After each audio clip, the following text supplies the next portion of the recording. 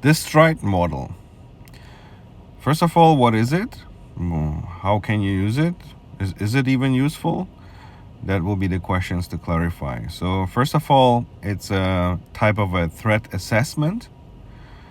Whereas if you look closer, it's probably more a threat model that allows you to do a certain thorough assessment. And as usual with these models or frameworks, they give you some kind of structure so that you don't forget any area to be covered in your assessment. So here, stride, all the letters of the word, they stand for a certain term. So S stands for spoofing, tampering, repudiation, information disclosure, denial of service, and elevation of privileges.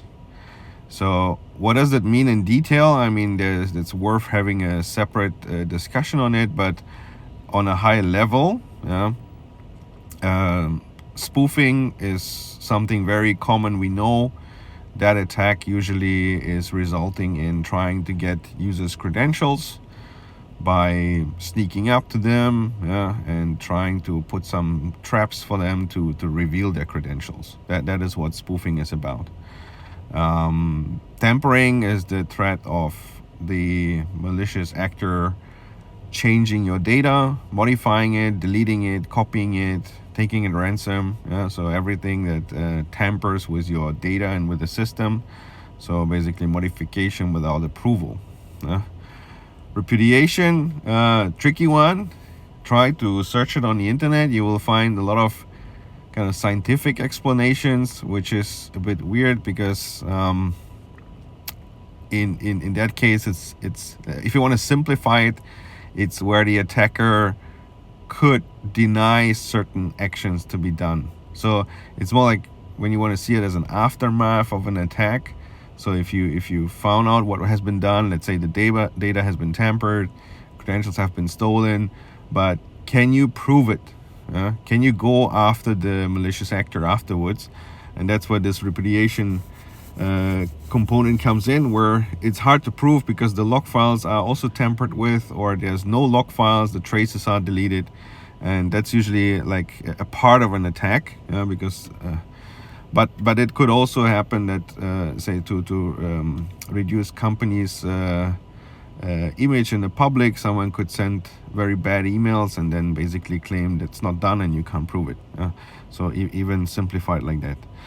Information disclosure sounds a little bit like a weak one, but it's much more deeper because it can go into data leaks and data breaches, especially on privacy-related data.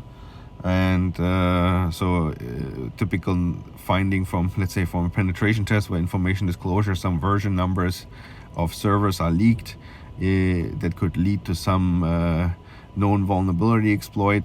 That is the small item of this, but again, it could go all the way until privacy data breaches, which result in penalties. So I would even think that even though it sounds small, this is the more severe threat, the biggest one, because it has the biggest financial impact. I'm not saying that the reputation of the company cannot damage by the other one, but the reputation of the company is sometimes high value, but actually privacy related breaches usually turn out to be the most expensive ones, because if customers don't like the company anymore and authorities are coming after you with penalties, that might be the most severe item.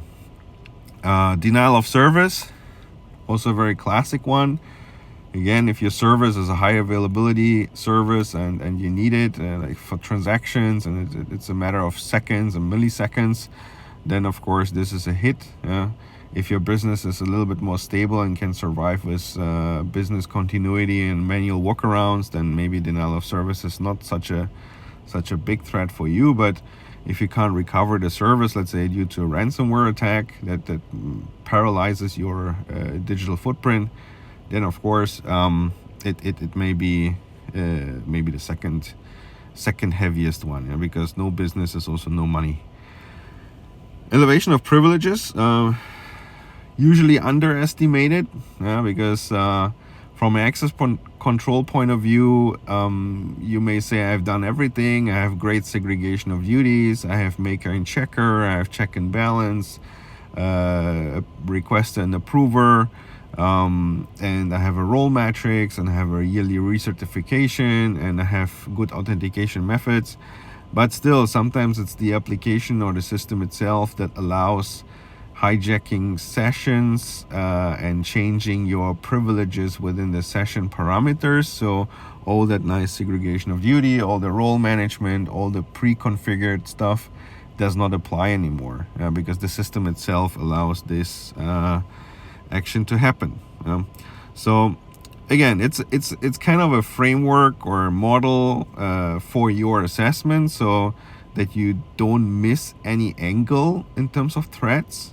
So this is basically, you can use your own creativity to see what kind of spoofing methods could be applied. You can look them up on the internet. What is the latest spoofing trends or repudiation trends, and then add them to your threat catalog, and check against this threat and say, am I immune? Am I strong against it, or is it a risk I would take? Recommendation would be always follow the data at rest and in transit, because that is ultimately what is usually the focal point in each of these threats. Either be it the data that has been tampered, either the data that has been disclosed, or the data that is used in the wrong way. So I would always look at the data flow and then perform these kind of threat assessments. But pretty much it depends also on your business model, so you may have other factors to consider. But I think data is a good thing to start with. So opinion here is don't overdo it again. I mean, these are 6 words, so 6 angles to your threat assessment. You don't have to write a master thesis about it.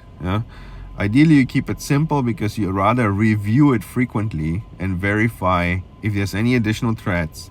And if some threats are minor, just put them there and say, have been assessed, classified as minor. Don't spend too much time on it. Rather make sure you haven't missed anything. That's what the thing is for, to keep an eye open. And use it as an indicator only. And more important is how you react on these threats. Ideally, the master plan is kind of always the same. It doesn't make sense if you have 6 angles to threats. Then you have a catalog of 30 to 40 threats, and you have 40 different playbooks to it. No one is gonna be able to follow this. No one is gonna be able to test this, because sometimes you have to test your playbooks. And therefore, try to find commonalities, try to aggregate it. So ideally, as I say, 6 angles, be it 3 threats per angle. So at the end of the day, maybe maximum 20 different threats, but find only 5 ways to get out of it. 5 playbooks, 5 scenarios that bring it down to what your organization has to do to either avoid, reduce, or react on these threats, especially when you're not able to prevent them. You got to be better in recovery. I would suggest using an attack tree, because there's always kind of avenues to decide what am I going to do next.